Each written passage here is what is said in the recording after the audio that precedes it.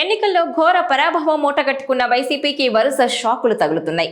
కీలక నేతలంతా ఒక్కొక్కరుగా గుడ్ బై చెప్పేస్తున్నారు.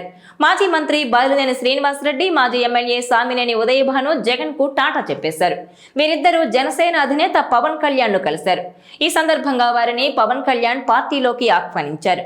త్వరలోనే ఈ ఇద్దరు జనసేనలోకి చేరబోతున్నారు. అయితే తాము వైసీపీని వేడాల్సిన పరిస్థితులను ఆయనకు వివరించారు. అలాగే జనసేనలోకి వచ్చాక తమకు లభించే గౌరవం పైన చర్చించారు. ఈ మేరకు పవన్ వారికి కీలక హామీలు ఇచ్చినట్టు తెలుస్తోంది. ఈ నేపథ్యంలోనే వైసీపీ నుంచి జనసేన వైపు వెళ్లిన ఇద్దరు సీనియర్ నాయకులకు జనసేన నుంచి భారీ ఆఫర్లే దక్కినట్టుగా ప్రచారం కూడా సాగుతోంది. వైసీపీ తరహాలో కాకుండా సీనియర్ నేతలకు కీలక పదవులు ఇస్తామని చెప్పినట్టు సమాచారం. బాలినేని, సామినేని ఉదయభాను ఇద్దరికీ ఎమ్మెల్సీ అవకాశాలు కల్పిస్తామని చెప్పినట్టు ప్రచారం జరుగుతోంది. పవన్ కళ్యాణ్ తో భేటీ తర్వాత బయటకొచ్చిన సామినేని ఉదయభాను జగన్ విధానాలు నచ్చక పార్టీని వీడుతున్నట్టు తెలిపారు. తనతో ప్రయాణం చేసేవారిని కూడా జనసేన పార్టీలోకి ఆహ్వానిస్తున్నట్టు తెలిపారు. జనసేన బలోపేతానికి తన వంతు కృషి చేస్తానని ఈ నెల 22న జనసేన పార్టీలో చేరుతున్నట్టు వెల్లడించారు.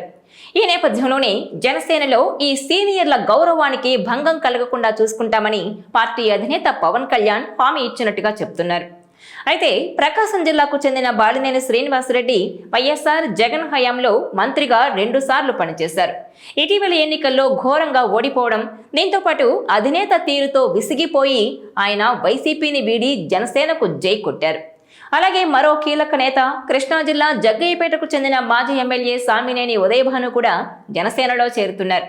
ఈయన కూడా మెగా కుటుంబానికి అత్యంత ఆప్తుడిగా పేరు పొందారు.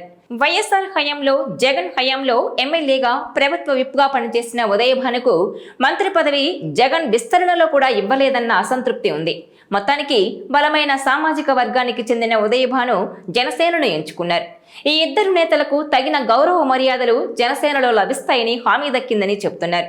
ఈ ఇద్దరికి ఎమ్మెల్సీ పదవులు కన్ఫామ్ అయ్యాయని చెప్తున్నారు. దాంతోపాటు పార్టీ పరంగా కూడా పెద్దపీట వేస్తారని అంటున్నారు. ఎన్టీఆర్ జిల్లాకు చెందిన ఉదయభానును జనసేన అధ్యక్షుడిగా చేయొచ్చన్న ప్రచారం సాగుతోంది. అలాగే బాలినేని కూడా పార్టీ పరంగా కీలక స్థానం దక్కుతుందని అంటున్నారు. పవన్ తో భేటీ తర్వాత ఈ ఇద్దరు నేతలు కూడా చాలా ఉత్సాహంగానే కనిపించారు. జగన్ మీద గతంలో లేని విధంగా విమర్శలు చేశారు.